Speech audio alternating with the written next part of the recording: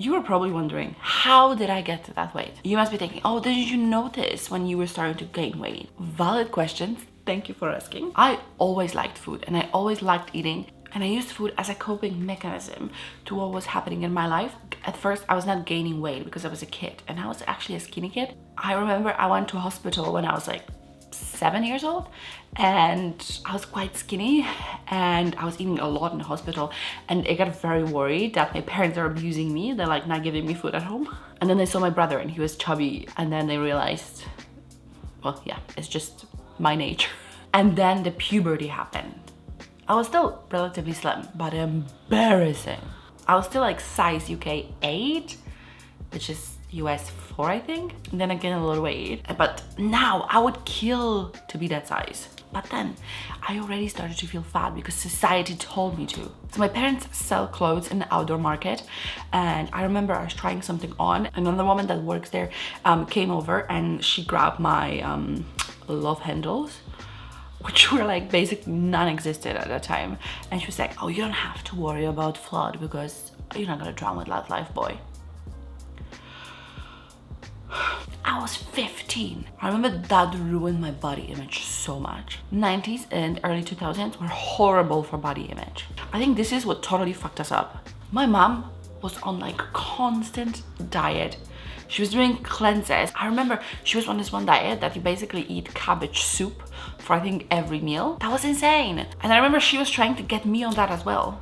Like, what? And then she's doing, I think it's called Copenhagen diet, which is insane. I think you, like for breakfast, you basically have like a cup of coffee and that's it. I don't know how any of us turned normal. 90s was all about heroin chic and Kate Moss. If you didn't look like you were starving, you were fat.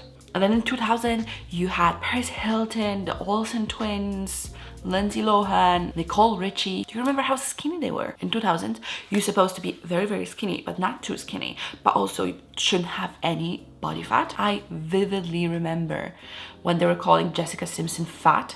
Look at that. Was she fat there? No, she wasn't. But that was considered fat when I was growing up. Also, Hilary Duff, they were fat shaming her all the time. Well, the word fat shaming I don't think existed back then. Being thin was the most important thing. I remember this quote, nothing tastes as good as skinny feels. Anorexia and bulimia were trendy. I remember going on Tumblr and there was so much like pro-ana and thinspiration. What the F is thinspiration? Being extremely skinny was trendy. And I remember if you didn't have visible collarbones, you were fat. If you didn't have a thigh gap, you were fat. And I remember at school, we were like looking at our wrists if we were skinny enough. And then all the movies, Bridget Jones, she was like 130 pounds and she was considered fat. And I remember me watching this movie for the first time. I was like, oh my gosh, she's so fat, because the movie told me that. And now I would kill to be 130 pounds.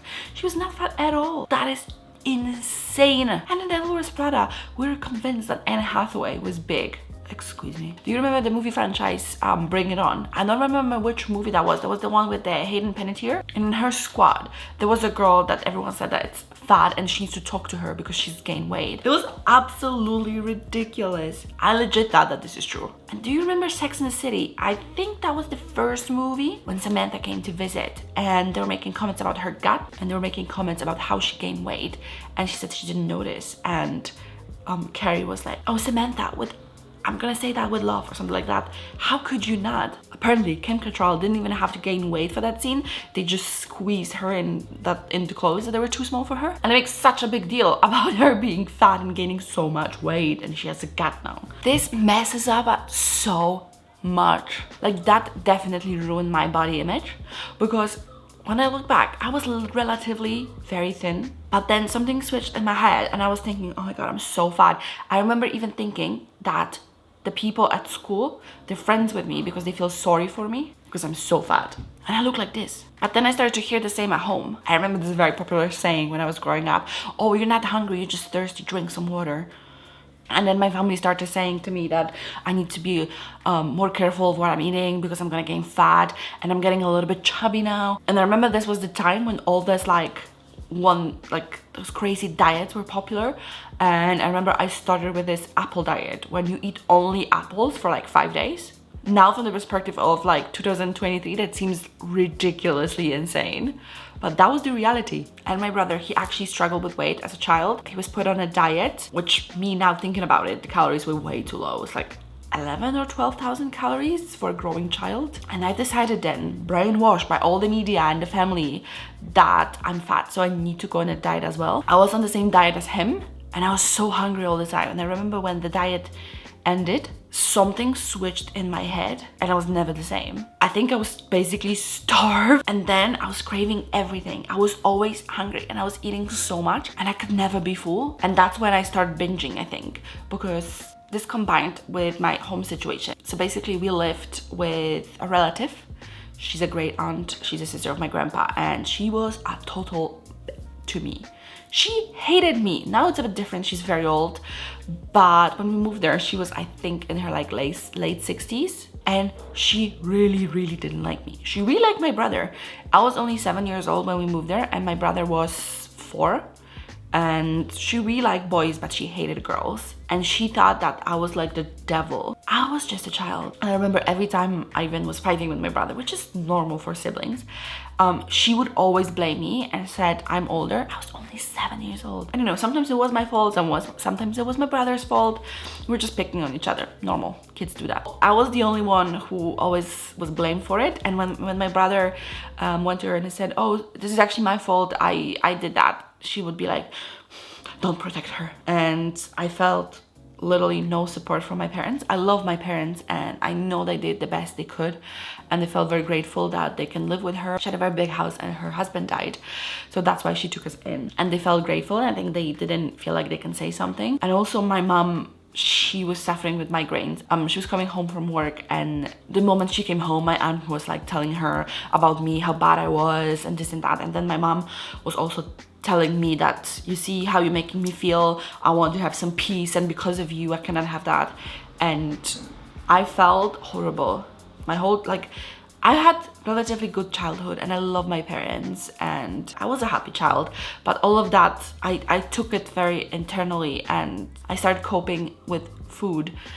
And I remember coming home from school, I was going to a shop and I was buying like biscuits and stuff, and I was eating all of it in one go, like hidden in my room.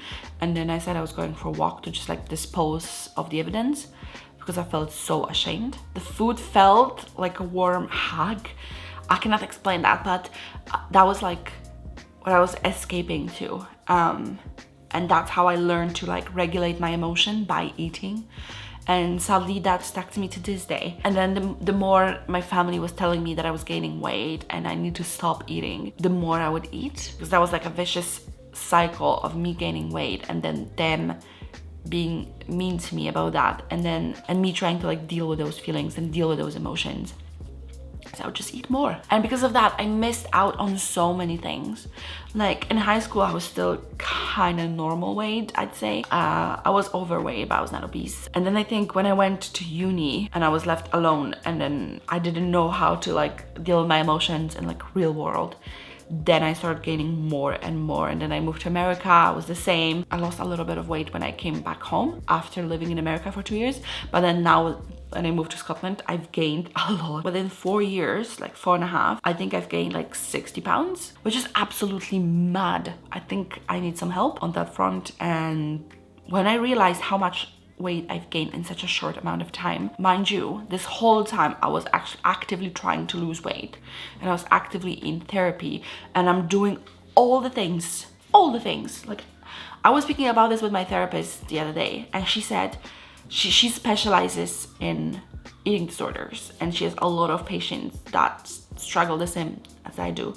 And she said I'm the only one who's this resilient. A lot of people just give up, and I honestly tried to find new solutions to my problem. Like, I've been through so many dietitians and I'm doing therapy. I was on different diet, I was on meal plans, I'm counting calories, I have personal trainer, I'm doing it all, and it doesn't work for me because it's all in my head. I cannot shut this voice down. And I'm using this YouTube as an accountability tool, and it is working, but I have not weighed myself in like 3 weeks. I'm gonna do that on Monday, but still, it's up and down.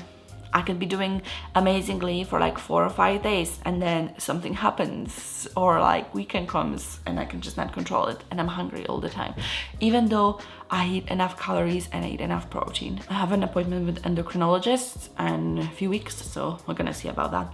But yeah, that's how I get fat. And I know it's not great, and I'm missing out on so many things. When I was in uni, all of the people had their boyfriends and they were going on dates, and I wasn't. Men were not interested in me when I was in uni, and I was so shy, and I was so like self-conscious that I wasn't even putting myself in that situation. So I've never been on a date. I think the first time I went on a date when I was like 23. I know I'm being very vulnerable here, and I may regret posting that because it's very personal, but I also think that this problem is not talked about enough.